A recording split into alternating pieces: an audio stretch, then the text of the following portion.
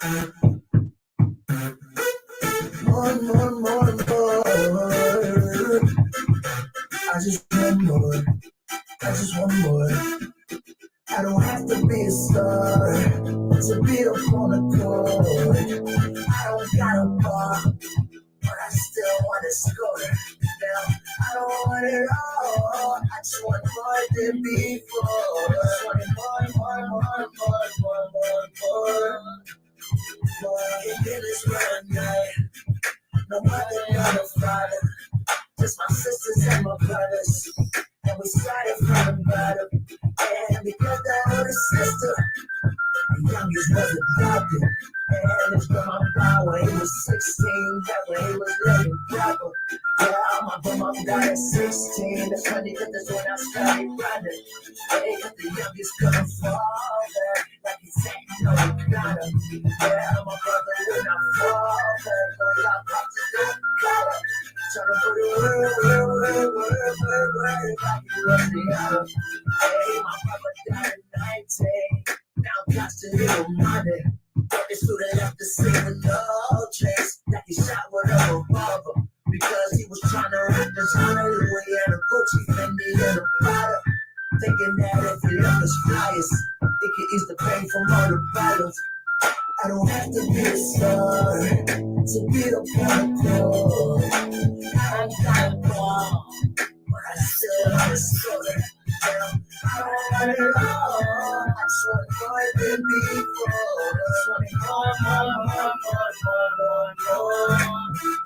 I'm living. Concerned with the competition, constructive the killing, Cali with Christian the opposition. Brother died in the conviction, brothers got convicted. Another brother was with me, three my brothers are missing. Decided to my sister, he pushing me in position, reminiscing, living life. But when me and bro got evicted, I got great intentions. Gotta get through what I'm living. Visualize and try to illustrate the image. Living visions and get in the competition till the opposition is no longer in existence. Wake up and thank the Lord for my sisters. I'm chilling with Jenny, tell this man that we gon' get it for my daughters and my nephews and my nieces and my children. Stand up, family, I hear we need billions. Second in line, changing for your busy, I show love, but it's a hard feeling.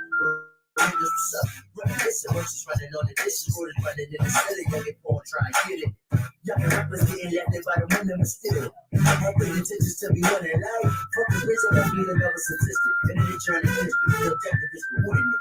Alright, the objective is to get it. Can't be sitting in the cell and be sucking nigga shit. I don't have to be a star to beat up on the call. I don't got a car, but I still want to score. Well, I don't want it all. I just want more than before. I just want more. No good, can't be sad. It was supposed to be signed. Three rappers on the radio spinning these straight super rhymes. Spilling lines from other artists that's supposed to be signed. You spilling lines from another artist that's a perjury rhyme. Wait, that's the question. Will it be too hotter than me? Will it answer for you, Lil? I'm hotter than the heat. That's why you better know, cause he took out the zinc. No, he a Lil. My niggas hungry and ready to eat. Just for any motherfucker in my competition. I see shit back and watch this like the competition. You're the one that's true against you, the opposition. Came to the game and I ain't had you not about the business. So these other niggas different than these niggas for bitches like these niggas that are weird. Say I ain't switching, ain't shit going change except for my lip. I don't have to be a star to be a fun call. I don't got the ball, but I still got to score. I don't want it all. I just want to be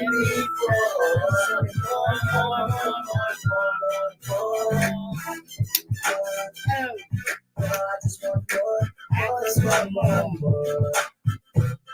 I just want more. I just want more.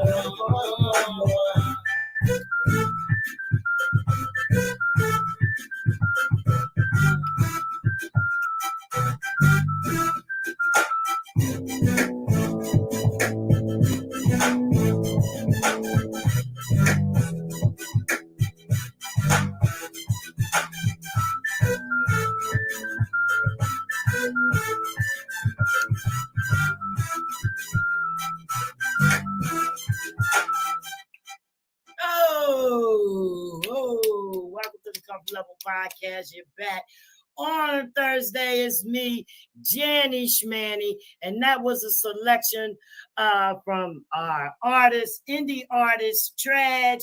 It's called I Want More. And if you notice, you mentioned my name in there. That's right. We want more. You know, a lot of people, they really, really want more, you know, but they're not getting more. You know, it's a lot of different ways that you can achieve some of the things that you might want to achieve. But the very first thing that you must do is show up for yourself. Okay? You must show up for yourself. All right. So showing up for yourself, it can look different to each person, and it might even change over time. But it's just basically another way of saying loving yourself, honoring yourself, and being your own biggest supporter. In other words, showing up for yourself is the ultimate form of self-care and self-advocation. It's about making your needs a priority, whether it's mental, emotional, physical, or spiritual. Making time for self-care is important for our overall health, especially as we're still navigating through quarantine, a pandemic, and any other personal life changes. It's also important to note that unless you show up for yourself, you can't fully show up for anyone or anything else. You must show up for yourself first. You got to acknowledge where you are. The first step to showing up for yourself is simply acknowledging your present state with judgment. It's important to accept ourselves and our surroundings so we know what to change. This is helpful if you want to start showing up for yourself, but you don't know how to start. Give yourself full permission to be exactly who and where you are. Notice how you talk to yourself. We all talk to ourselves, you know.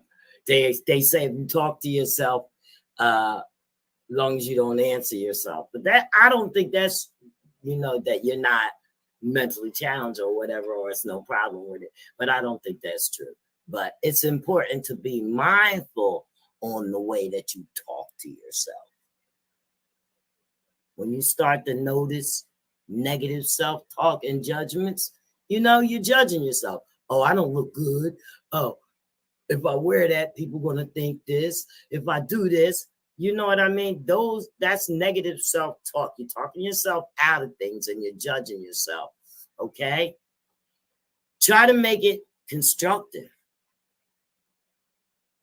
To combat your inner critic that tries to attack your self-worth, change the direction of your inner monologue with daily affirmations. So there's things that you can do on a daily to stop you from having these self-talks of judgment, being critical of yourself, not giving yourself gratitude.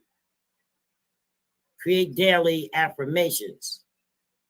You can create and repeat daily affirmations and, you know, your personal mantras throughout the day. It's a great way to give yourself a mental and emotional boost. It helps replace negative thoughts with strong, confident ones. Pick an affirmation that inspires and motivates you, or you can create one that makes you feel powerful or assured. These affirmations are a great place to start. So, you know what I mean? Some people, they choose to write it in a journal, diaries. Some people, you know, all different directions, yoga, you know, depending on what it is. But on, you know, like me, I have a to-do list, you know, so I'm always writing to-do lists. Not that I look at them all the time or remember to bring them when I need to do something. But on top of, you know, writing a bulleted list of to-dos in the morning and reflecting on the day before bed, Try writing down not only what you're grateful for, but also express appreciation for yourself. If a daily gratitude journal doesn't sound realistic for you, start with a weekly check-in. Check in on yourself. Check in on yourself. Set aside time for yourself. Between work, I like to set aside time for me. You know, it's important to take care of our inner minds, our souls, our bodies, and reserve time for things that, you know, that just simply make us happy. For me, I don't know. It looks like, you know, I might read something, cook. I like going on drives and meditation, you know, setting aside like an hour every morning before getting into my normal routine. So these are great relaxers, and it makes, you know, for the best midday retreat. You know, by the middle of the day, I'm good. Be mindful to support your immune system too. Okay. Mindfulness can be translated to present moment awareness. Yes, your immune system. Meditating, even for 5 minutes every day, can help reset your mind, your mood, and perspective. Meditation and breathing exercises can help slow down your heart rate, clear your mind, and minimize the effects of stress and anxiety. Now, not many of y'all know that I do that, but I have high blood pressure, you know, so I don't want to, you know, I had a bout with anxiety one time. Pardon me, we may have a caller. Hold on, or it may be a wrong number. We go through these things at the podcast. Hold on. Comfort Level Podcast, you're live on air. How may I help you? Janny Schmanny speaking. Hi, Janny. It's Rusty. How are you? Hi, Rusty. How are you? Living the dream, girlfriend. Living the dream. I wasn't sure how I was to call in, so I'm hoping I'm doing it. Well, I'm about to send you a link so that you can come in live. Oh. So that we can look at each other's face. Audio or visual? Visual. Oh, boy. So it's going to come, right. It'll come through your email. There's nothing to download. Nope, that's fine. I just wasn't prepared for visual. So you'll see me naked bliss and authentic. Oh, well, if you want to stay on the line too, that's also fine. So you're here now. That's fine. Whatever works for you.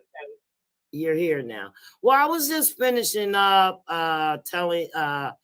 we were talking about showing up for yourself. And I was just finishing up telling the people, you know, just to be mindful and support your immune system, like, you know, reducing and minimizing the effects of stress and anxiety, you know. Amen. So, you know, sometimes, you know, meditation works. It doesn't work for everybody, but like do you know, things like for taking time for yourself, take a bath, read, you know, get off the internet and eat some healthy meals, you know. So right. Yeah, so you know, that's just something we're doing, you know, to show up for ourselves, you know, and, you know, hoping that we could hear, you know, some of other people's self-care practices today. But today we also like to discuss if our lives are that we live by design. So on the line, guest, I'd like to welcome our featured guest for today, Rustie MacDonald. She's a multi-book author, speaker, and full-time single mom. Are you still live on the coast of Florida? I do, and we just had a beautiful rainstorm, and I'm so excited. I opened up all the windows, and I'm thrilled, and the humidity is going to go away, and all it did was bring more humidity, so my face is melting. Wow. Well, that's good, because we're waiting for heat up here in New Jersey. Oh, I will send it to you, my friend. I will send it to you in the FedEx envelope. You'll get it tomorrow. And I'll accept it. I'll be waiting at the at the mailbox. I can't stand it. Yeah. So you say you're a single mom. How many children, Rusty? I have one amazing daughter. She is my favorite person on the planet. Yes. She's smart, funny, got it together, 16-year-old girl who just started driving on her own, which, of course, I have more gray hair than I did. Well. And she's got it together, you know. She's not like a typical 16-year-old. She just is phenomenally. She knows what she wants. She's driven to get it, and she's gonna be a paver. She's gonna make some pavers and tasks, and she's gonna break some things. I think. You know what I mean? Wonderful, wonderful. I happen to have 3 of those. Yeah. Yeah, so they're doing some amazing things too. You know, my children actually work in finance, fitness, and healthcare. So, Nice. yeah, so you know, they take care of others all the time. Amen. Yes. Oh, so tell the world, our viewers at least, we're hoping that the world watches us, but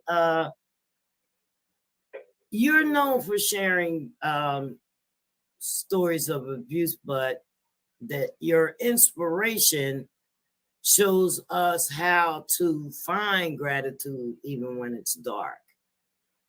Amen. Yeah, it's. I think that the largest lesson I've learned, and I really hone in on, is the person I needed to be when things were darkest, or the person that I needed to show up in my life, in my mind, when things were really bad, was never there. And so I wake up every morning with gratitude that I will do my best to be that person, to show up for that person who needs me. And I think that's a very authentic and real place to come from. And it's extremely important to think about and chew on what that actually means.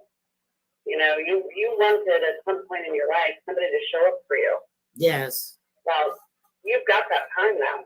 You get to be that person. You know what that person is looking for. You know what that person needs, even though you don't even know who that person might be.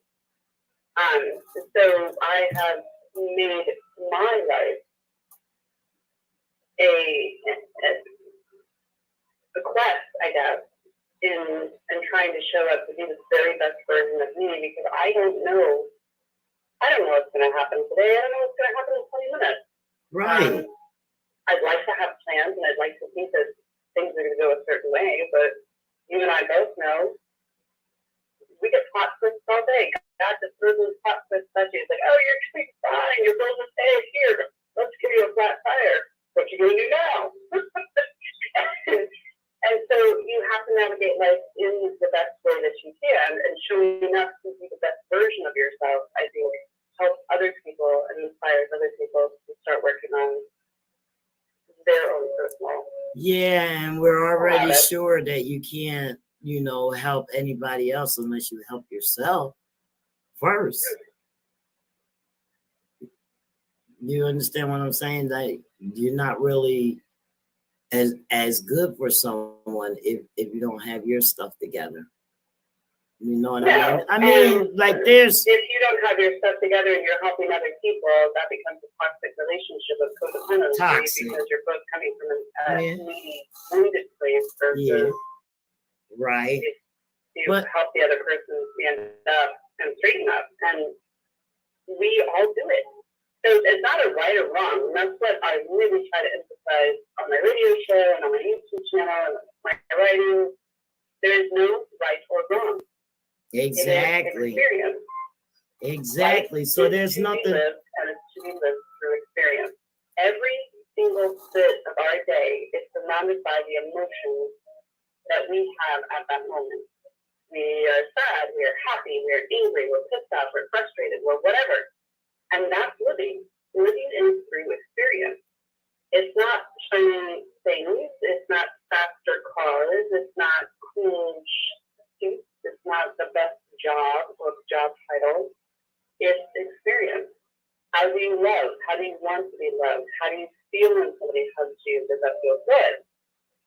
These are the moments that are important in our life existence because we don't know how much sand we have in our hourglass.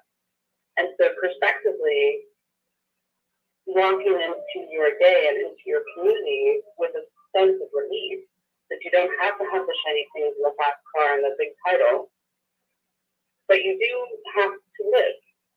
I think that is a very different perspective and a very different way of living. Yeah. Yeah. You have to live. So, I mean,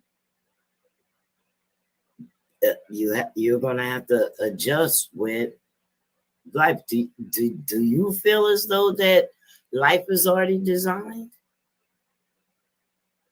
I love, somebody actually made that, and I kept it because I absolutely love it. And I think the intention behind, are you living the life by design, or is this life by design? I don't believe it's something that we individually construct. I believe it's universal, or God, or heavenly. Absolutely, I agree. Think that you don't know what you don't know until you know. I've learned that. And I've also learned that hindsight is 20/20. Right? We see perfectly our past, but we can't see perfectly our future. Right. So maybe our life is by design and we're just learning how to live it. Well, yeah, I kind of think like that too.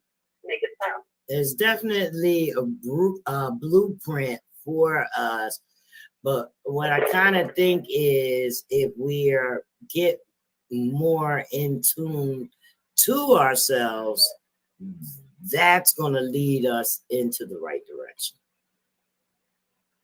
Into the light. Exactly. Into the light. A lot of that has to do with setting your priorities. Yes, priorities.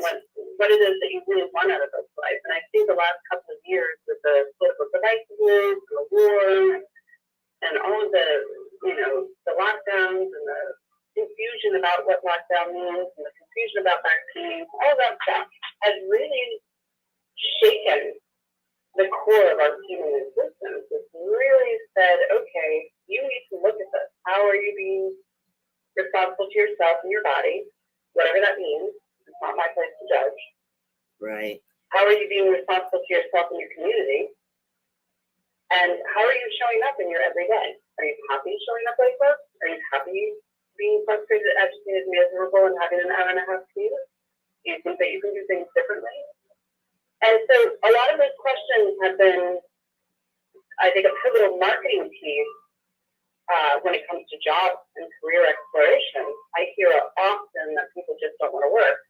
And I don't believe that to be true. Of course, there are some people who don't want to work, and girl, you and I both know a lazy Saturday or a lazy Monday, I'm down. I am down with him of jobs. That's not always realistic. And so I think there's a small portion of society that really doesn't want to work on a regular basis. Sure. But I also think the majority of our struggle career-wise right now at this time is based off of resetting our priorities. I've interviewed people all over the world who, for the first time, had dinner with their family and went on the bike ride or a walk after dinner with their kids. And they haven't done that at all in their children's entire existence unless they were on vacation. Yes, so exactly. That time period, this last couple of years, yes, has been confusing, yes, has been divisive, yes, has been agitating. But it's also allowed us the opportunity to pause, pray, and reset. Yes. I don't think that people are really pressing the pedal to the metal on reset, though.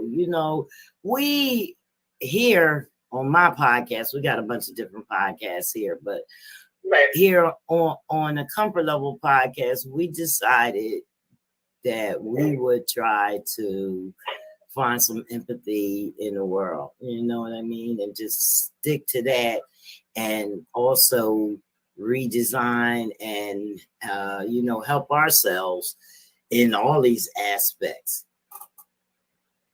So that's what we've been doing here. It's actually a community center. So. I know, and I was excited because I always go up in June and I'm like, oh, let's do this in June because I'll typically be there. It'll be so much fun. Yeah, well, we have fun in here. We're always eating. We're always eating snacks. I got a big old Easter basket in here now. I'm ready to dive into it. Well, that's the community center. You're doing what you're doing. Yeah, but we just, we just want to reach out to the community and bring some awareness. We do a lot of talk on TBI, which is traumatic brain injury versus trauma care, because we feel as though, it's more than being in an accident and having your head, your head bashed in or something like that, a head injury. Right. The environmental trauma has been overwhelming in the last couple of years, and a lot of us even you, Rusty, we've all came up with environmental trauma, so we're just trying to get our mindsets together, celebrate ourselves and, value our worth and live. It's not always easy, is it? It's No, not it's always not. easy to wipe your knees off and forgive, because How's it easy? foolish. You have to have some forgiveness. How's it easy when you find out a lot about yourself and you say, oh, I'm like that? And then you say, yeah, I am. When you stand back and you look at yourself and you say, yeah, I am. Mm-hmm. You know what I mean? So it's a lot of breakthroughs that I had just on myself, just by interviewing guests such as yourself, you know what I mean, and getting your point of view and stuff like that. You guys have written books and things like that, and you have people that's listening to you. You know what I mean? And if, like, our motto is, save one young life. I'm sure you saved many. It's very humbling, actually.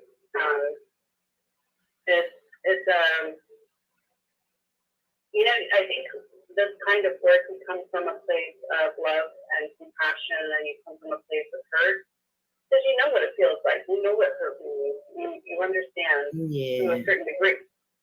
Mm-hmm. And when you do this kind of work, it's really a place where you want to show up and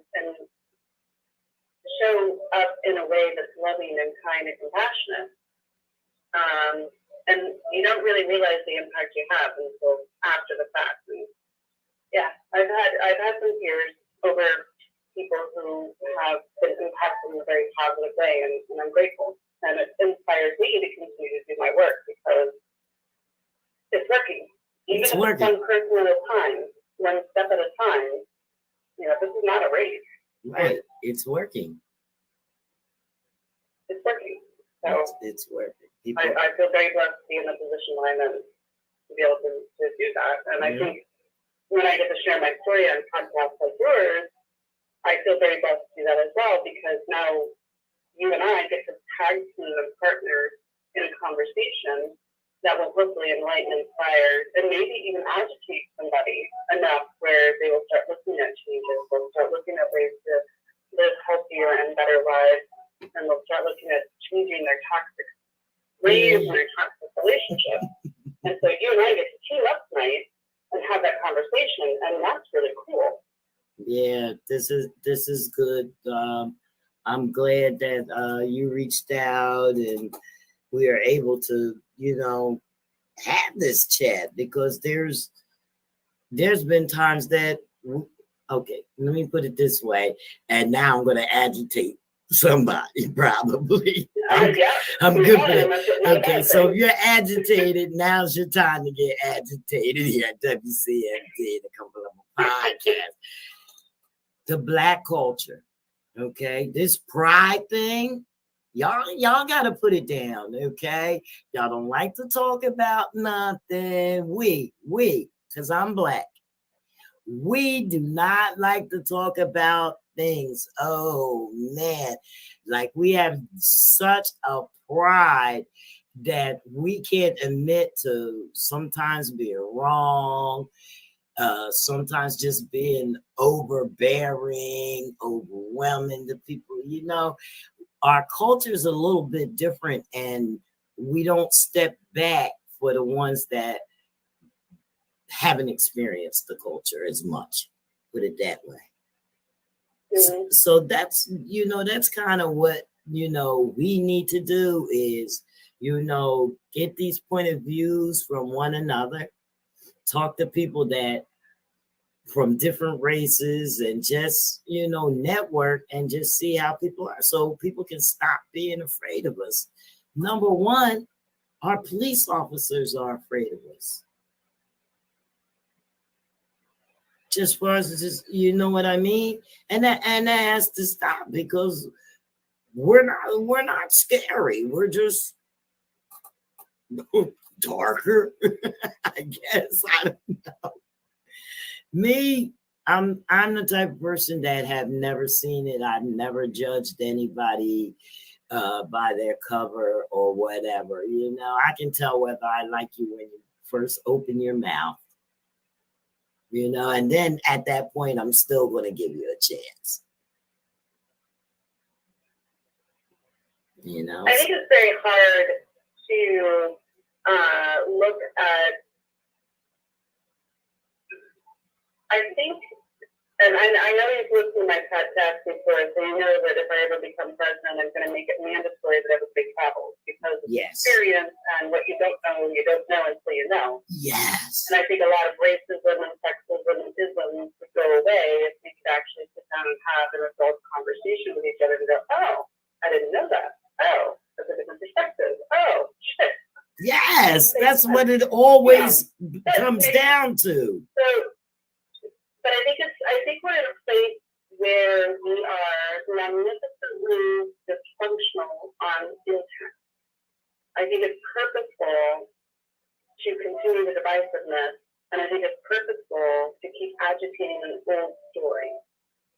And whether that's racism, sexism, genderism, and, I live in Florida, so obviously you've read the headlines, our governor is very ism-friendly. But we tend to stay within what we know and believe only what we know. We don't step outside of that box because we're afraid of learning something that might actually go against the grain of what we grew up with or what we understood in our community. And it's really fascinating to look at the human sociological perspective in regards to what makes an individual smarter, brighter, happier, more fundamentally, participatory in their communities. And it's truly based on how much you travel, how much do you get out of your own community, how much do you get out of that own chatterbox. I am not saying in any way, shape, or form that you should leave your community. But if you take a few weeks off and go to China or Thailand or Brazil or somewhere different than whatever your community is based on, you're going to have a very different perspective. You're going to understand flavors and tastes and colors and cultures and ideologies different than what you would learn in your small little town or city that you've never left the 3 blocks of or whatever the scenario is. Exactly. And I say it all the time. They don't give themselves a chance. I think from my perspective as a white woman, and maybe I'm wrong, I'm sure somebody will tell me, but I think unfortunately with the African American community, it has always been on guard, always been defensive, always been scared, and has always had to put up a front of protection because the entire slavery involvement required fight or flight or defense or trauma reaction. And I think we stir up that narrative by not educating our children and not educating people in our community that you're just as sweet and wonderful as, Mama Mabel over there who's, 90% Polish or whatever. And we don't have those honest conversations about why our communities of race, gender, or sexuality differences struggle so much with suicide and struggle so much with anger and struggle so much with temperaments and depression and drug abuse and all of that because we're not real in our conversation. If you don't understand why African Americans braided their hair in slavery, well, let's have that conversation. Those were actually not. Those were stories that they could share to help other African Americans get free from their slaves. Nobody knows that. They just think cornrows and cornrows. Well, they're not. They simply braided it. They simply braided it because it was so coarse and nappy. But again, you know, even with this whole thing that happened at the Grammys or the Oscars or whatever. Yeah, the Oscars. Wow. All that nonsense. You know, there's really a stigma behind women's hair and or lack thereof, or growth, or whatever. And it's always been an issue. It's always been something that certain folks in certain groups will fill up to make certain groups, whether they're Native American or African American or, you know, Pacific Islanders, make them feel less worthy because there's racist tropes that go behind that. And that's where we have to have a conversation as to why is your hair long, or why is your hair short, or why do you do this, why do you do that, and have an open, honest conversation. Because that'll end and flush out the truth, if that makes sense. Yeah, it does. It makes a lot of sense. And I think at this point, socially, we're starting to have those conversations and we're starting to have those understandings. And yeah, it's going to piss some people off. But we need to have those conversations and we need to be honest about our perspectives because mom and dad told me my whole 46 years of life that X, Y, and Z was the reason why this person looks at me funny. Maybe they're just looking funny because they're preoccupied. Maybe they're looking funny because they're in a different world. We don't know what's going on in another person's mind. Exactly. Maybe they just... We're sure to be protective and jump down somebody if we feel like they're hurting us. And if we grow up in an environment where we're constantly feeling hurt and constantly having to worry, then we're going to always be on the defense. Does it make sense? Yeah, it makes sense because you're not seeing how people are living in peace, period. You know, you're just not seeing it because of the environment that you're around. Anything, it's a borrowed persona. Simple as that. You borrow from other people because it rubs off on you. You grew up learning that. You know what I mean? Exactly. It was a lot of things that our grandparents and our parents didn't tell us because they thought it was shameful to speak that to a child, you know, or a young adult. That's why we weren't learning things. You know? My mother didn't drop down and tell me the birds and the bees. Learning in such a way that they're attempting to prohibit or slanderize a different ideology. And I'm not saying that any ideology, one way or another, is right or wrong. I'm just saying it's nice to have a whole bunch of glasses of half full, half full glasses versus one half full glass and not knowing where you're going to fill up the rest of the cup. Oh, yeah. And I think if you were to sit back and educate yourself on different perspectives, whether you agree with them or not, or whether they make you uncomfortable, or they make you fall in love, or I think it's very important to understand the different viewpoints. And we used to be a polite enough society where we would have gentle conversations on difference, and anything derogatory or negative would be behind closed door in your personal space. Exactly. However, now people are shooting each other for being different, and yes. It's just mind-boggling that that's even an equation. I look at the beauty of nature, and I look at the diverse species that we have that's living. I mean, we got pine trees, oak trees, sycamore trees. We got all kinds of fish. We got fish for days. We got worms for days, and beetles, and all kinds of different living things. And then the next person has never thought of that. Yeah, and we look at or had an appreciation for nature. Certain individuals or groups look at it's only one way. You have to be white and blue eyes, perfect wife that's submissive and that's, you know, and I Yeah, just kind of scratched my head going, well, if God wanted us all to be pine trees, well, that's all we would have is pine trees. I exactly. didn't know that. Exactly. We got vines and ivies and poison ivies and snakes and all kinds of critters today. So God Right. wanted us to have diversity. And we got Bridgerton. Have you watched it? I didn't hear what you said. I said, and we have Bridgerton. I have not seen that. My daughter absolutely loves it. I've read it a lot, so I don't get to watch a lot of things on TV, but that's next time I look this summer when I have a little bit of downtime. Oh, Rusty, you have to, but you're gonna have to watch the She loves first. it. You're gonna have to watch the first season, although first. Yeah. Yeah, to catch up. It was great. Like there's, you know, even though I'll skim over it, even though it was all about, you know, them setting up brides for husbands and stuff like that in this colonial day. Those women, they wanted love. So that's what it's all about. You know, and all the races and everything is mixed, and there's not one racial thing in there. Not one. It's No, and I don't think honestly that there ever was, unless it was appealing to a force that wants to have the upper hand. And I think that's what racism is always been about, or sexism or gender issues, is who wants to have the upper hand. right. In this situation, I have enough money to have the upper hand and take over this space, this territory, this country, this land, this farm, whatever it was.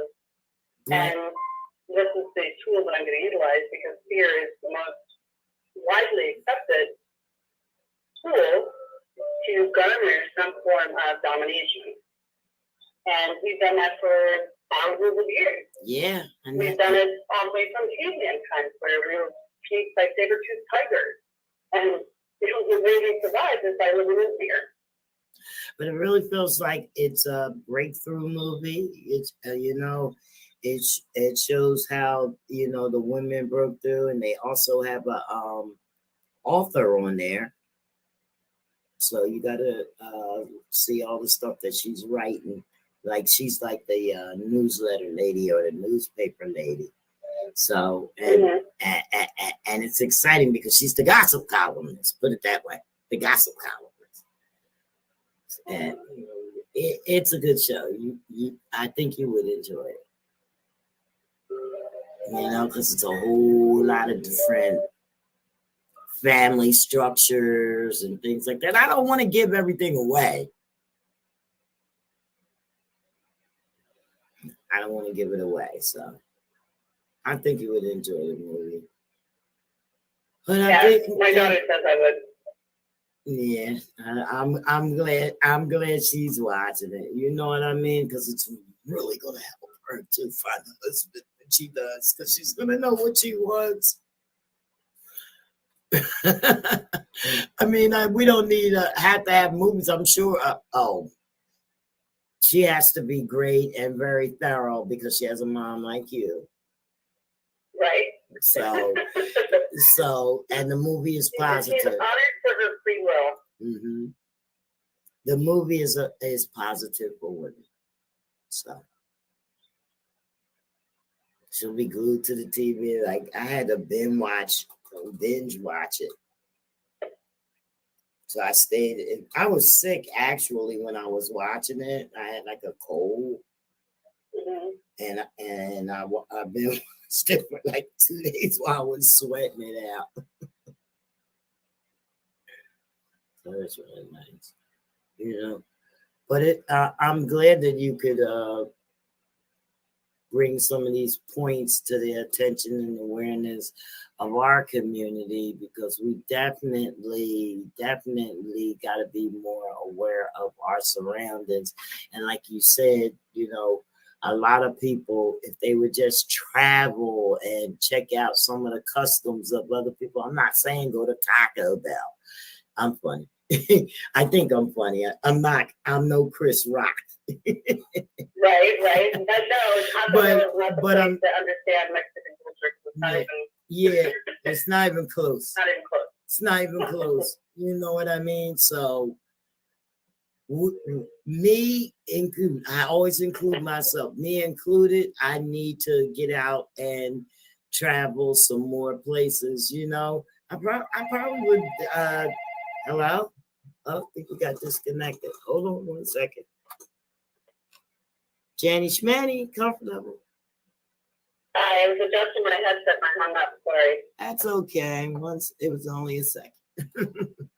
So I was saying, myself included, need to take a few trips and check out the culture and stuff like that. Maybe, you know, think about doing a little piece on travel. Oh, girl, if you ever want to do that, you call me. Let me know what I purposely, intentionally travel as much as I can. And it's not about race. It's not about color. It's about education and it's about community. And that's the part that we don't talk about. Because you can go to some of the poorest towns in this country and the race will surprise you, some people, but the education comes from word of mouth. It comes from their community. And when you're repeating the same quote unquote fact within your community and the community believes all the same things and they've never been outside of their community, you kind of go, this is like Stephen King wrote a bazillion books. This is creepy. Wow. That's not the way the world works. It really isn't like that. And so traveling outside of your state, traveling to a different state, traveling to a place you never thought you'd ever go, is phenomenal. It's really a huge eye opener, and it gives a perspective that you can't get with conversation. You have to physically taste, touch, smell, feel, see. You have a better viewpoint. Hands on. And it's just getting outside of that community just long enough so that you can see something different. And quite frankly, in New Jersey, you've got tons of suburbs and places within a 4-mile or a 4-hour drive from you. Oh, yeah. That can expose you to such beauty. You know, just Chinatown alone is absolutely gorgeous. We're in Philly. Brooklyn. Love Brooklyn. And, Brooklyn, you know, Manhattan. there's just so much to explore right in your area, unlike some places that don't have the diversity that you have. Yes. Well, you know, we're not, have you been here all your life? You're like, yeah. Because you kind of want to go somewhere else to see how. But we do. New Jersey is known, you know, for beautiful gardens and things like that, and the beaches. The point is, if you were to really set your mind to opening up your understanding of what living beings are, whether that's trees, plants, fish, humans, animals, bacteria, fungi, whatever it is that you want to explore that's living, it is accessible and it is affordable because even in New Jersey, you can take a bus from one side of the city to the other. It's still reasonable, even with these gas prices. So it's about what you want. It's about how you want to get there, and it's about the effort you're willing to put in to understanding the world as a living creature. So it's great to say everything is a part of life. So I mean, that you said, and you say, you know, you hear the scientists saying, well, this animal, we only have so many of its species left, and they're trying to preserve the species, and you know, by mating the animals and things like that. This is why, because if we don't treat it right, we perish. Well, and I just think that if you step outside of that comfort zone and you allow another opinion or another thought to cross your noggin, then you go, oh, I never knew about this creature. I never knew about, you know, the 10,000 leaps and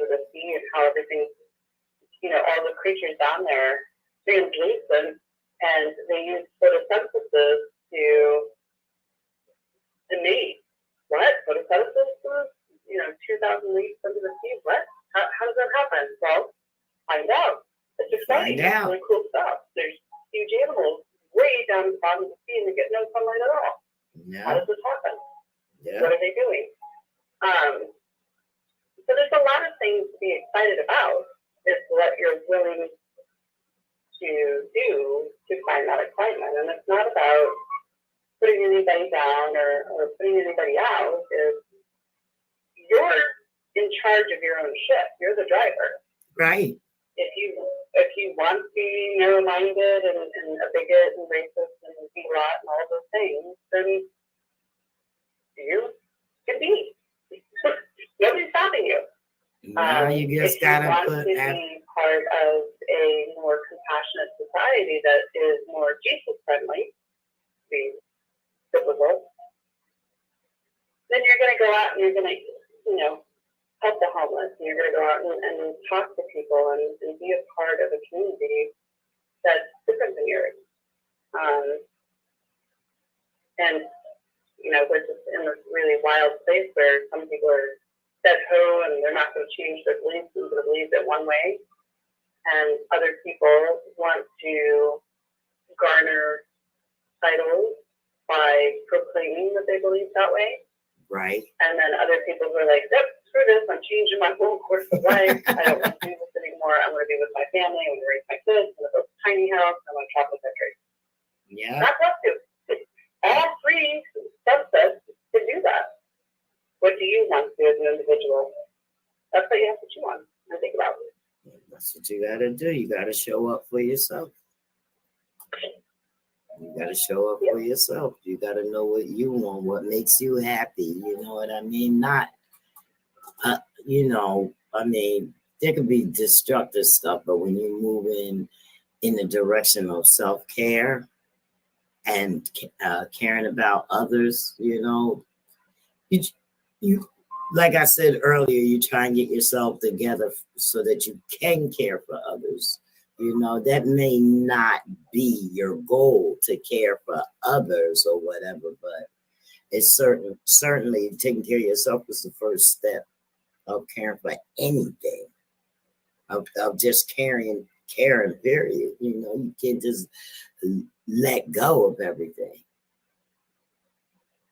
And I think that if you were to step back and look and evaluate your situation, you'll realize that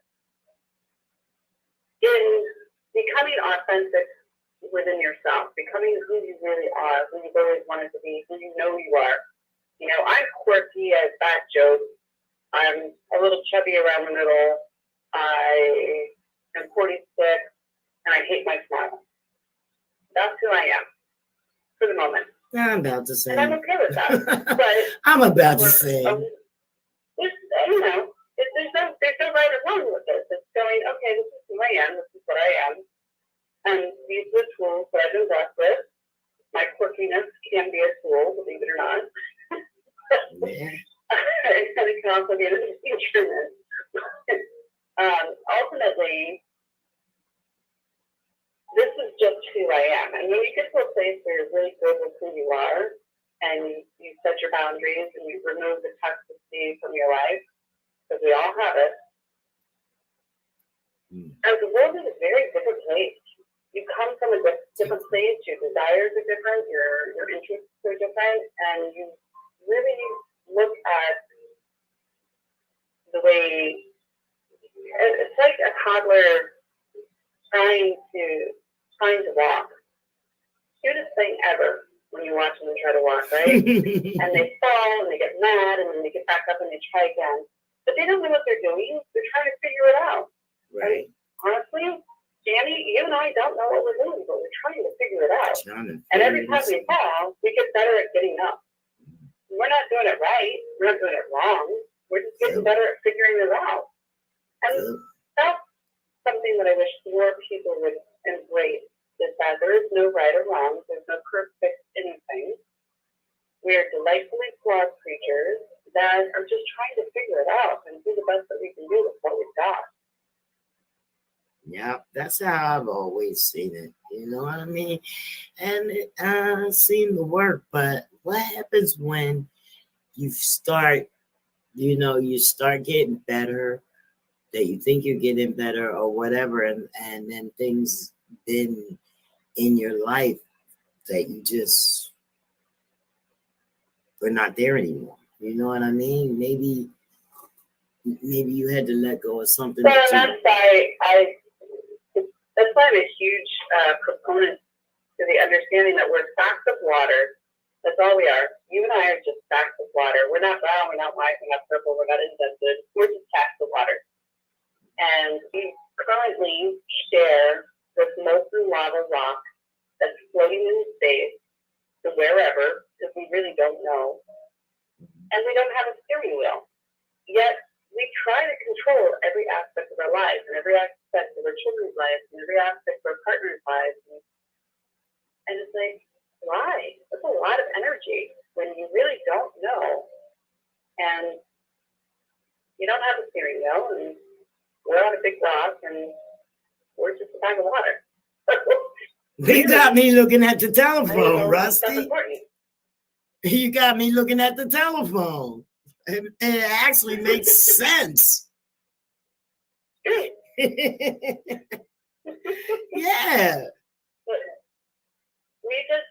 We make things bigger than they are. Bigger than what we they expect are. things from a place where fear is the derivative. So we want the house, we want the good house, we want the shiny car, we want the good title, but nobody talks about the expense, the personal, emotional, mental, spiritual expense to get those things. Nobody really talks about the honesty and integrity that you have to give up to have those things, because to be. And some people don't want to play that game anymore. Some people just want to, have some chickens and grow their vegetables and live on a little farm and be happy.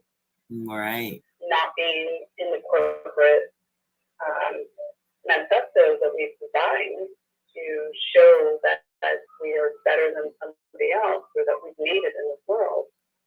And when we have those conversations, those authentic conversations about what it is to actually make it in this world, perspective is 9/10 of the rule, right? Yes. And so when you get to a place like you and I have gotten to, where it's about community, and it's about loving, it's about caring, it's about doing for others, our world is very enriched on a very different level.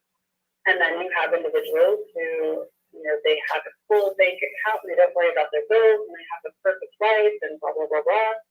Their world is very happy, and they're very happy in that state. Or are they? And so that's where perspective comes in. We generate a narrative to fulfill a fear. And when we get over the fact that fear doesn't exist, that narrative doesn't exist, so those things they're not requirements anymore, or obligations, or things to strive for. We go into a different direction. Our roots branch out differently, and we seek different sources of enlightenment and fulfillment. But unfortunately, with the way we've developed society and our culture, and that's globally, that's not just American, we have really put a lot of onus on being a doctor, a lawyer, multimillionaire, first person to ship a penis to Mars. It's just bizarre kinds of requirements to be a functional, happy, satisfied, living human being on the planet. When, quite frankly, just hugging your kid and doing something nice for your neighbor is probably more satisfying than being a multimillionaire. I've never been one, so I can't honestly say. I don't know how we can tell. I don't know. I think, I don't know, we might take a chance to try it out if we had to. I ask that every day. I was like, you want to burst me with something, please burst me with a Powerball. You can always come back. You can always come back. You can always come back to, we're not going to call it poor. We're going to say we can always come back to midlife, Rusty. After That's some clothes, just like the ocean, girl. after we try it out, we can always come back. Amen. That is it. Yeah. You know, if I don't like it, I'll just give everything else left out that I got. I'll probably do it in the beginning anyway, charity. So, you know, I probably wouldn't even have that much. I never wanted a lot of money. Never. I don't know why I should, but I never wanted to really like be rich. You know, I just comfortable is fine. You're breaking it, sweetheart. I'm having a hard time following what you're No, saying. I'm sorry. I say I never wanted to be rich, but comfortable is fine. Well, and again, you know, I've interviewed people who are homeless. Yes. They're very comfortable. They're comfortable because they don't have the obligation to pay $2,000 in rent, and they don't have the obligations for homeowners insurance and this and that, and a box that screams at them, and all the trauma that can come from that life. Yeah. And it's all based on perspective. It's all based on what you want, what you're willing to do, and how you're willing to live.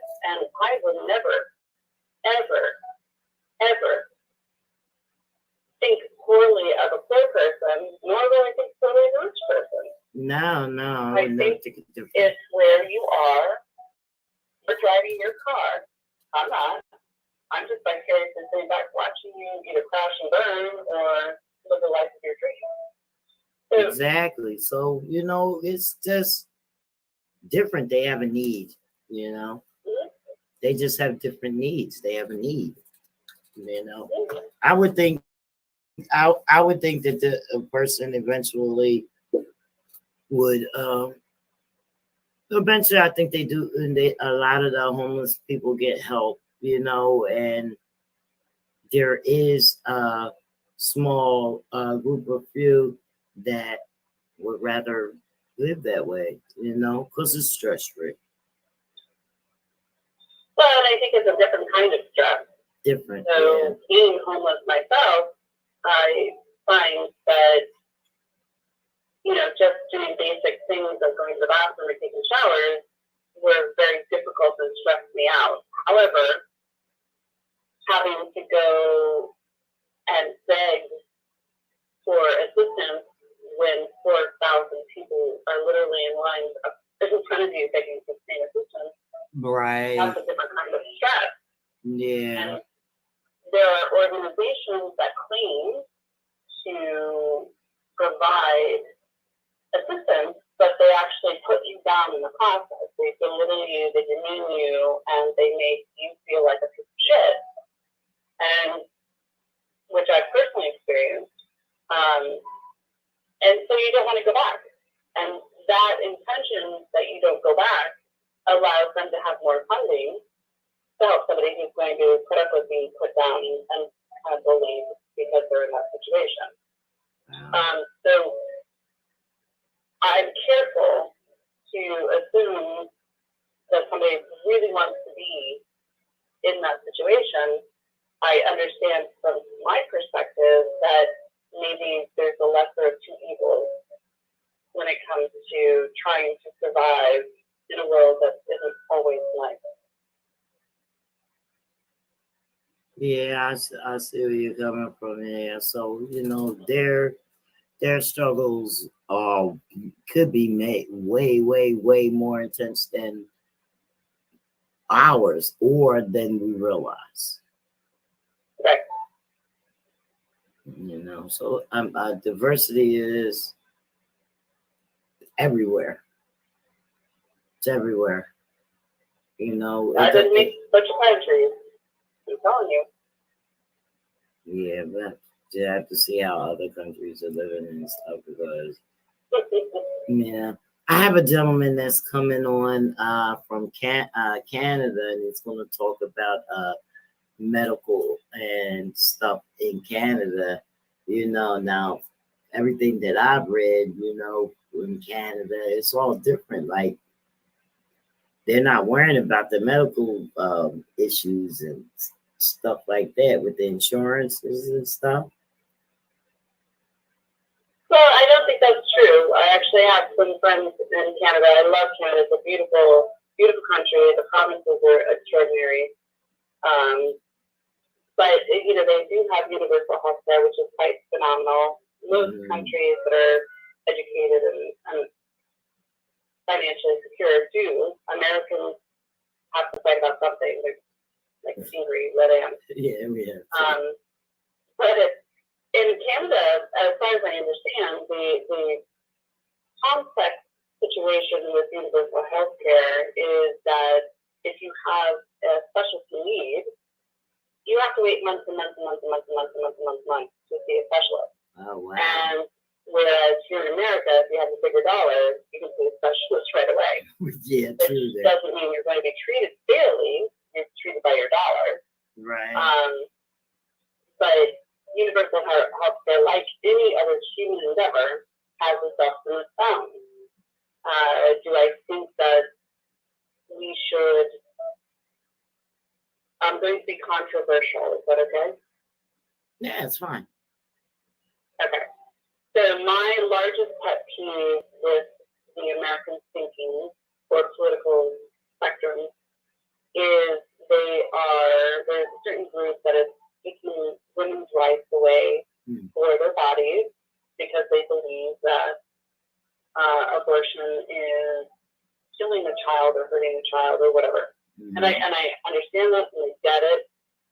But the perspective is this is the same group that refuses to give universal health care. So in a sense, in a huge sense, your life is a bidding war as to who's going to take you because you don't have enough money to live through cancer, autoimmune disease, leukemia, whatever it is that you have to spend an exorbitant amount of money medically to determine that you have then to try to live a life. Wow.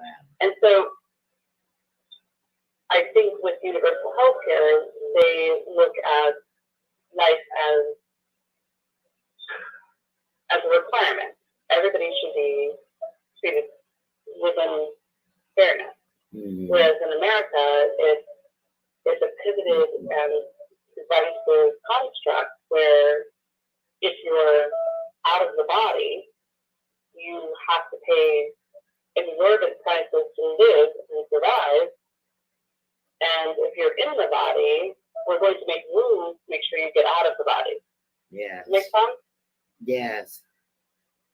And so it's frustrating when you're looking at, 90-year-olds who are eating cat food because they can't afford the diabetes medicine, because our construct of health is based monetarily versus being a living human being who has the right to live. Exactly. And then they have the conversation and the fight that if you're a fetus, you have a right to live, but if you're not a fetus, you don't have that right. And so that's does that make any sense? Yeah, that's real. American. But when it comes to universal health care, the majority of complaints that I've ever heard across the globe was that you just have to wait months and months and months for a specialist. And I get that. The taxes are higher. I respect that. I would love to have universal health care in America because I don't believe any life should be paid for or purchased. Right. But we're not there yet. And I'll say we're a long way from it. And then I don't know. I'm hoping to say it before I die. I don't know. How close do you think we are? Huh? I said, how close do you think we are to that? 15 years. I'm thinking that we're going to be more universal about 10 to 15 years. There's no choice. You can't have one argument without the other, and life is life. If you're going to preach that 60 in the womb is life, well, 97 years of age is also life. So we need to respect life as life. Yeah, you gotta respect it. Not have a one-sided conversation about it. Yeah. And I believe that life is life. And whether you're 90, 60, 40, cancer, tumor, whatever, you deserve to live. You gotta be taken care of. That's that. That's it. We make it happen. We protect you the best that we can. And maybe that's just the mama in me. You know, Jamie, sometimes I think it's just the mama in me. No, it's not just the mama in you. It should be a golden rule. Should be I thought it was in the Bible, but yeah, we thought it was in the Bible. Huh? Yeah, we thought it was. Do you know what I mean? But I'm confused. politically, you know, like we can't pay for protection. We're not getting it. We're not going to get it. Yeah. No, and it's not. It's really fascinating how we dilute the ideology of capitalism and we circumvent what socialism actually means, and then we highlight religious supplementation, and yet we don't actually come to the fundamental basics that you're alive, you deserve to be fed, sheltered, and healed, and let's provide those basics. Instead, it becomes a political divisive scheme based off of whatever community you lived from and whatever fear-based presentation was given to you as a child. And I scratch my head going, that's not the way the world works. Or is it? Well, it's not supposed to be, but what do we say to that? It's not supposed to be. It's happening. But then nobody has an answer as to how to correct that. And it's really fascinating to watch. It's fascinating to watch, but it's destructive of man, you know what I mean? It's actually just I say that a lot of it is destructive to the human race because no wonder we're confused. Well, I think that in the 1930s, 1940s, we actually designed an ideology that, and it was quite honestly, if you were to look at slavery as a whole thing, not just a race thing in America, we constructed an ideology some time ago where the less you know, the harder you work, and the more I profit from that. Mm-hmm. So whether it's Grecian times and taking away women's right to be professors versus Victorian era where women can even have a rent or mortgage or checking account until 1938, I think. We designed and constructed this ideology of power and dominance, whatever that means throughout thousands of years of human existence.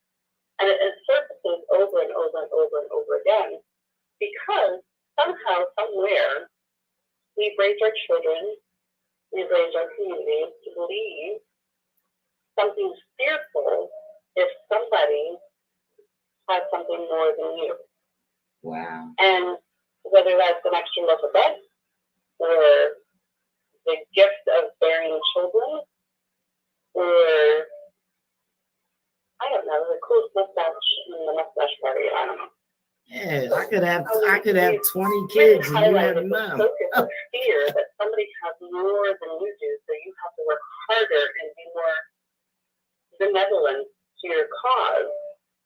You have more than they. And it's very bizarre to be in 2022 and still watch that type of thing transpire when if you're in the caveman times, that's absolutely 100% survival. That's fight or flight. You got to save with your tiger. You got 3 chicks. It's only you. You got to make your babies have more. Like, I get it. But 2022 versus 120, you know. Yeah. We're talking thousands of years of potentially education influence that we choose not to have, and we choose to put people in place in our government to continue to dumb down our education system so that we don't have a voice and we don't have that excitement of going, hey, maybe we can do it this way. Right. Because it's better to have workers work their bees making the honey doesn't mean it just being a fat mama bee while everybody else is doing the work. So Yeah, you just made me think of my mom. I think that's the best show for pretty much every aspect of human question, even when it comes to universal health care. It's like, who's really profiting off of my cancer? Who's profiting off my diabetes? Who's profiting off my miscarriage? Who's profiting off of... And when you look at things that way, you scratch your head going, oh, wow. My saline for my contact is $3.99 for 2 liters. But if I go to the hospital and have the same saline, that's $499. Who's profiting off my pain? Right. They're profiting off your pain. Mm-hmm. Wow. That sounds like another topic. Yeah. The It's profiting from your interesting to pain, watch right? if you were to sit back and just really watch what happens and why people choose to do what they do. And it's heartbreaking. You know, there are parents out there that literally will do murder-suicide because their child is deathly ill and they can't afford the child's medication, but they can't afford to live without their child and they can't afford to. And you're like, no, that should not be a choice. Right. It's what a right to life. Community, right? Huh. Yeah, but now it's just, people are choosing. People can't even get whole doses of their medication. They're cutting their doses in half and stuff because they can't afford different things.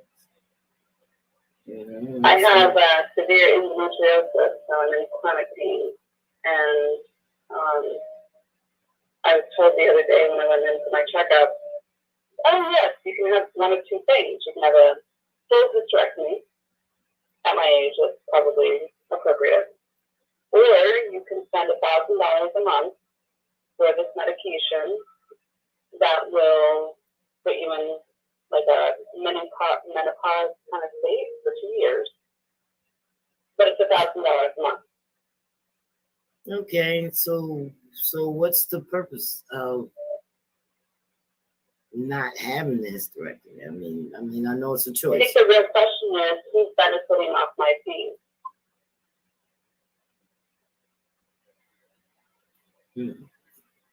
We know what the purpose is. The purpose is that pharmaceutical company designed a product probably 20 or 30 years ago that happens to have a side effect to reduce the endometriosis and put you in a perimenopausal state.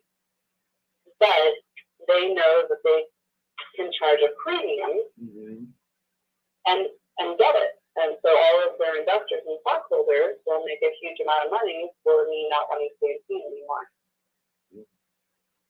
So are you in the process of making a choice for that? Yeah, literally. 2 days ago when I was given that choice, and I'm scratching my head going, do I remove my organs, or do I pay $1,000 a month not to be in pain, or do I just remain in pain? And that's a little well, I'm gonna tell you like this. I'm gonna tell you like this from experience. Okay, I had a hysterectomy. Okay, yeah. Put me in a menopausal state that I'm still in right now. I had that hysterectomy when I was about 23 years old. I'm now 62. I'm now 62. Wow. Okay, so you can take medicine if you want to put you in a menopausal state. If they snatch your stuff out, you're still going to be in a menopausal state, and they have to take medicine to stop being in the menopausal state. So you can't win for losing. You can't win for losing. I have. That's true. You're going to be a bigger bitch. I have the hot flashes once in a while. I don't always have them, but no, I don't have it. I'm 26 young, and I genuinely have had no issues other than I have endometriosis. I'll let you know this. But to be told those my two choices and kind of scratching my head going, no, there's no follow game. Well, see, the thing with me is if in the beginning, I started getting cysts, the ovary and the tube, they took that out first. But then more cysts popped up. He said, you got so many cysts, we can't even count them. Okay? And precancerous, everything, just go with everything. You know what I mean? Which probably saved my life. I can't say whether or not I was going to jump into anything other than that, but then my sister, 3 years ago, my sister died from carcinoma, sarcoma, okay, endometrial cancer, because they didn't catch hers. That's really powerful. I have struggled since I was 14 after a bad rape with HPV, which has given me precancer, precancer. Like, I'm 46 years old. That's been a long time that I've dealt with. And, we don't know. We don't know the full extent of what could be. And it's terrifying to say, is this the right choice to take all my organs out, or is this the wrong choice? Because we really don't know what the end result is for the individual. No, but I can say this, with those organs out, there was really nothing really different other than, really the having a lack of estrogen, so, and I did take the hormone replacement therapy for a while, but I'm not a person that want to keep taking pills and stuff like that or whatever. So right. I just decided to deal with it, because really like the hot flash of the last few moments and whatever, get over it. I'm like that. Well, the difference is I just had one. Okay. I just had a hot flash right here on the air. I'm looking at myself wiping the sweat off my face. Yeah, not really bad. You know what I mean? But, I just got a little bit of perspiration on my nose and I just wiped, that's it. You know what I mean? So I don't know why it came. I guess since we were talking about it, it came to get excited me or whatever. I don't know, but they usually come when you relax. Okay, if you had like a few minutes or maybe an hour or two or all day of exertion, when you lay down or you stop and you sit or you get in your car to drive and you sit and you relax, that's when you're going to have that hot flash.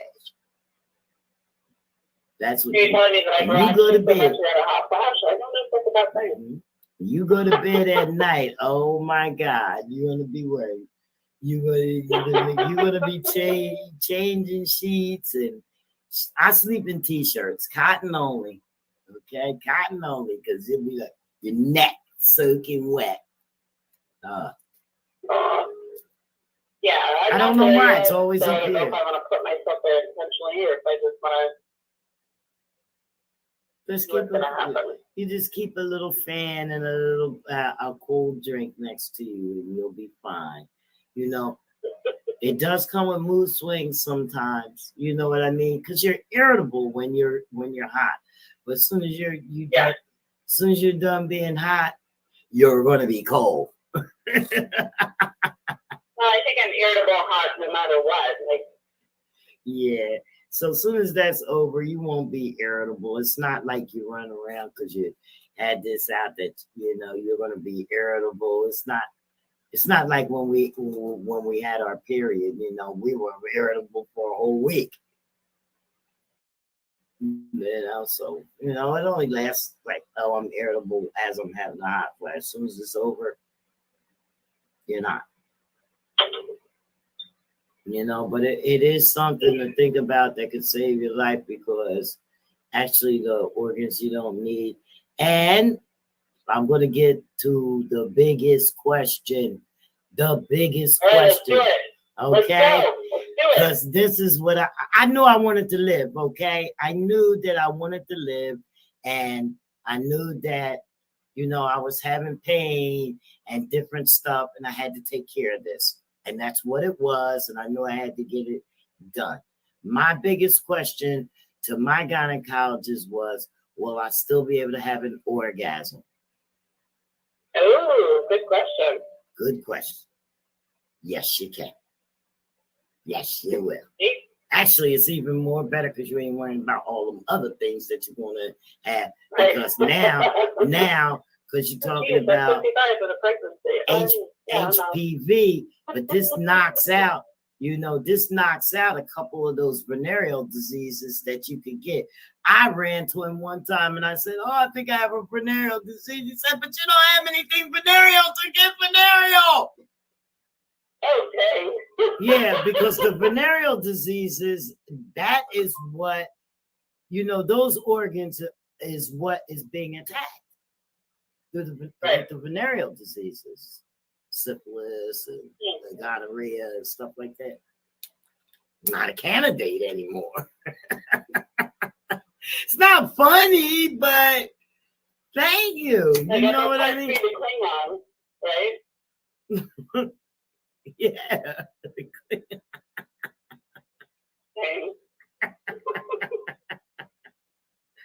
Yes, though.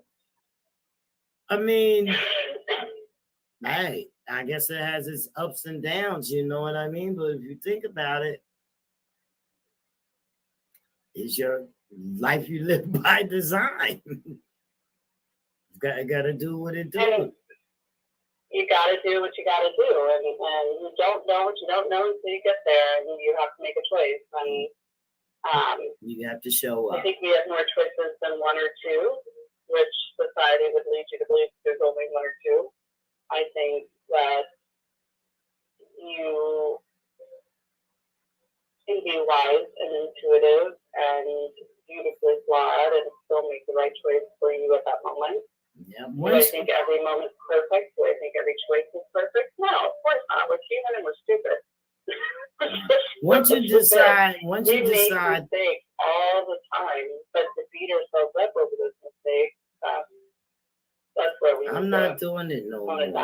We're learning. I'm not doing we're it growing no more. Every single day. Doesn't matter if you're 70, 80, 90, 20, 15, 2. Yeah. Every single day you're learning something new and forgiving yourself. Yeah. Even when you make a choice that may not have been the right choice. At the time, you thought it was the right choice, and that's when you got it wrong. You know, you're living the best part of you, and you're choosing to learn in the way that you need to learn. Exactly. There's no right or wrong. There's no fast lane to happiness. You'll get there when you get there. And I wish more people would have that conversation that it's okay. You are where you are. That's right. You just are where you are. And we got this podcast so that we can, or whatever, you are where you are. So we got this podcast so that we can drag a few people with us, that we can be who we are. You have to show up for yourself to be who you are. Amen. That's it, you know. So, Rusty, if you have any shout outs or anything, we're coming a little into time here for this evening. And if you have any final words for our audience or me. Well, I want to say thank you for having me on your show, and you reached out to me, which was lovely.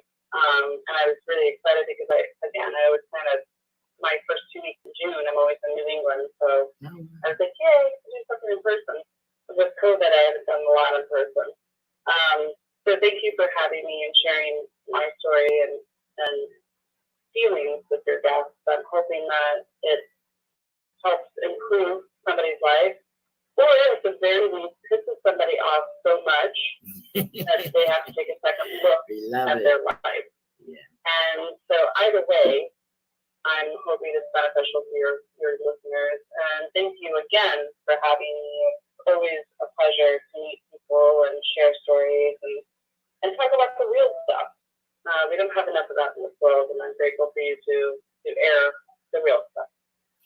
Thank you. And we were so happy to have you. I do have a co-host. Unfortunately, he wasn't able to make it today. I wish he was able to be here and talk with you. You also, where can the people find you? I make things very simple because our lives are so complicated. It's Rustie, RUSTIE.info. Rustie.info. Very easy. If you just type in my name into Google, RUSTIE, you'll find the bazillion things about me that are probably not true, but that's okay. Just keep going with it. Oh, well, I would say that. Probably not true. But it's inspiring because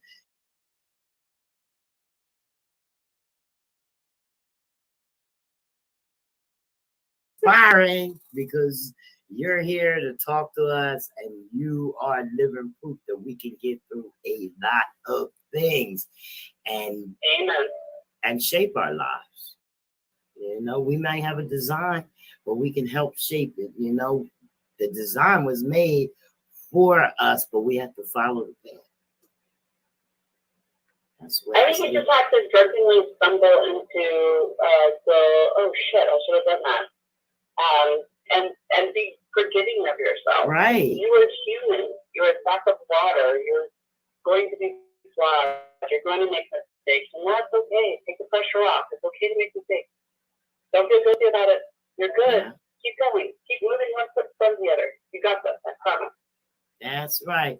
So, everybody in my audience and my live viewers, you can reach Rustie at rustie.info. Very easy. Very easy. And we're going to stay in touch, and perhaps maybe when she comes back, or we can follow along and see where she's been. Yes. So we can learn more about the travel girl. Oh, yeah. I got to plug you in with my daughter because she's thinking about doing some traveling and some travel blogs. Yeah. Whoa. Yeah. Let's talk. All right, love. Have a wonderful night. Enjoy the rest of your show. Thank you all for listening, and I'll talk to you soon. All right. Thank you so much, Rustie. Thank you. Bye-bye. All right. Rustie MacDonald. She was in here, and I think it was great. Let me get back to, y'all can see me. We had a great talk with Rustie MacDonald today. So you guys, you know, you just got to show up for yourself. Make sure that you show up for yourself.